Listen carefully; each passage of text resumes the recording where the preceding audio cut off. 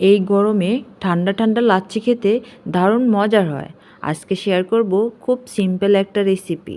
আসসালামু আলাইকুম, সবাই কেমন আছেন? আমিও আলহামদুলিল্লাহ অনেক ভালো আছি। তো শুরু করতেছি আজকের রেসিপি। আমি আজকের রেসিপিটা শুরু করতেছি ব্যানানা লাচ্ছি দিয়ে। তো আপনারা সবাই সম্পূর্ণ ভিডিওটা আমার সাথেই থাকবেন। তো প্রথমেই আমি এখানে 2টা কলা নিয়ে নিচ্ছি। আপনারা চাইলে একটা কলাও দিতে পারেন। তো আমি কলার খোসাগুলো একটু ছাড়িয়ে নিচ্ছি। এখন একটা ছুরির সাহায্যে আমি কলাগুলোকে ছোট ছোট সাইজ করে কেটে নিব। আর আপনাদের কাছে যদি ভিডিওটা ভালো লেগে থাকে অবশ্যই সবাই শেয়ার করে দিবেন। আর আপনারা পুরো ভিডিওটা দেখতে থাকুন।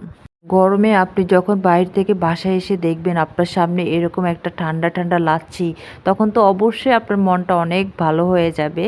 তারপরে এখানে আমি এখন একটা ব্লেন্ডারের জার নিয়ে নিচ্ছি, আর এগুলোর মধ্যে আমি ছোট ছোট করে যে কলাগুলো কেটে নিয়েছি এখন ওইগুলো ব্লেন্ডারের জারে দিয়ে দিচ্ছি।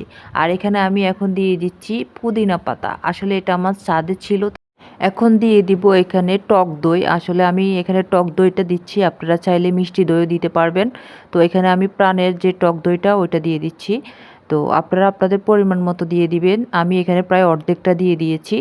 তারপরে এখন আমি দিয়ে দিচ্ছি এখানে চিনি। আমি এখানে চিনিটা একটু বেশিই দিয়েছি যেহেতু টক দই। এখন দিয়ে দিচ্ছি এখানে 1 কাপ পরিমাণ তরল দুধ। আপনারা চাইলে গুঁড়ো দুধও দিতে পারবেন। তারপরে দিয়ে দিচ্ছি সামান্য পরিমাণ লবণ, টেস্টটা একটু বাড়ার জন্য। তারপরে এখানে দিয়ে দিচ্ছি বরফ কুচি।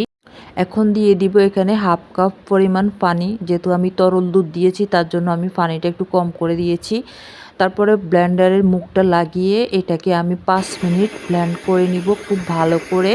আর অবশ্যই দেখুন না কতটা জুসি আর কতটা লোভনীয় একটা লাচ্ছি হয়েছে। ওয়াও! মাশাআল্লাহ! বাসায় একবার হলেও এটা সবাইকে বানিয়ে খাওয়াবেন আমার রেসিপিটা ফলো করে। দেখবেন সবাই আপনার কত প্রশংসা করে। এটা আমি শিওর 100% সবাই আপনার প্রশংসা করতে বাধ্য। তারপরে এখন আমি এটাকে পরিবেশনের জন্য জুসের 2টা গ্লাস নিয়ে নিয়েছি। তো আমি গ্লাসের মধ্যে আমি লাচ্ছিটাকে ঢেলে নিচ্ছি। নতুন নতুন রেসিপি পেতে হলে আপনারা সবাই সবসময় আমার ভিডিওর সাথে থাকবেন, আমার পাশে থাকবেন। আর সবাই আমার জন্য অনেক বেশি দোয়া করবেন। আরেকটু স্বাদ বাড়ানোর জন্য এখন এখানে আমি 1 চামচ করে উপর থেকে মধু দিয়ে দিচ্ছি। আপনাদের বাসায় যদি মধুটা থাকে তাহলে দিবেন, না হলে স্কিপ করে যাবেন।